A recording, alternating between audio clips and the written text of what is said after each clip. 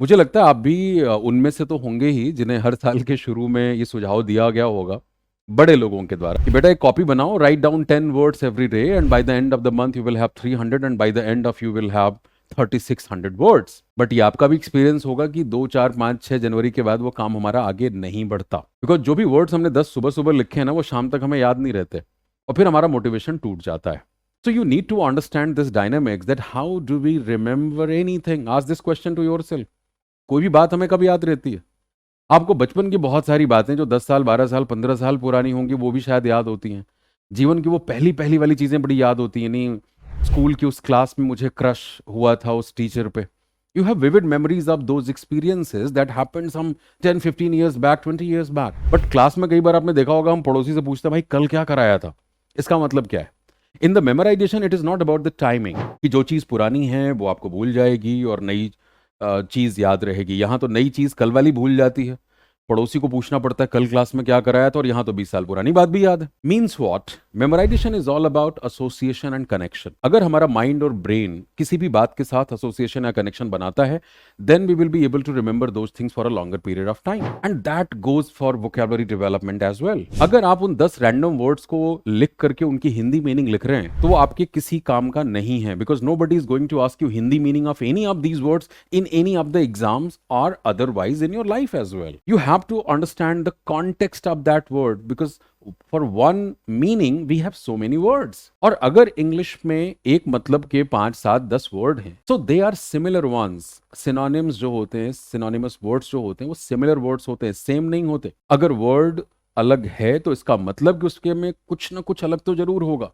हो सकता है कॉनोटेशन का डिफरेंस हो सकता है कॉन्टेक्स्ट का हो सकता है कॉलोकेशन का हो सकता है डिग्री का डिफरेंस हो। पर जब आप हिंदी मीनिंग या पर्यायवाची की लिस्ट रट रहे होते हैं तो ये दोनों अप्रोच आपके जीवन में और एग्जाम में कहीं भी काम नहीं आते। Then what we should do? तो we should do something like that जो शब्दों के साथ एसोसिएशन और कनेक्शन बना पाए। And we have full proof methods जिनके जरिए बिना रटे आप सैकड़ों हजारों शब्दों को भी दिमाग में रख सकते हैं। एक मेथड एटिमोलॉजी का है जिसको हम रूट वर्ड मेथड कहते हैं, जहां एक रूट से बनने वाले आपके पास बहुत सारे शब्द आ जाते हैं। और अगर आप उन शब्दों की ग्रामेटिकल प्रोफाइल को भी इनकॉर्पोरेट कर लें, यानी जो उनके ग्रामेटिकल डेरिवेटिव्स हैं, तो आपके पास बहुत सारे शब्द हैं। फॉर एग्जाम्पल अगर मैंने क्रेसी बताया कि क्रेसी का मतलब शासन का तरीका है, तो हमारे पास democracy, autocracy, theocracy, neocracy, plutocracy, pantisocracy, diabolocracy, arithmocracy, mobocracy, meritocracy, we have so many cracies. मैं ऐसे 30 वर्ड्स बोल सकता हूं और हर एक वर्ड से 5 वर्ड निकलेंगे। Like India is a democracy, democracy is abstract noun, it's an idea. He is a Democrat who got elected through the process of democracy will be called a democrat, as simple as that. So this is common now. India is a democratic country, this becomes adjective. We are trying to democratize quality education. Democratize has become verb now. And this is the democratically elected government, this is what adverb.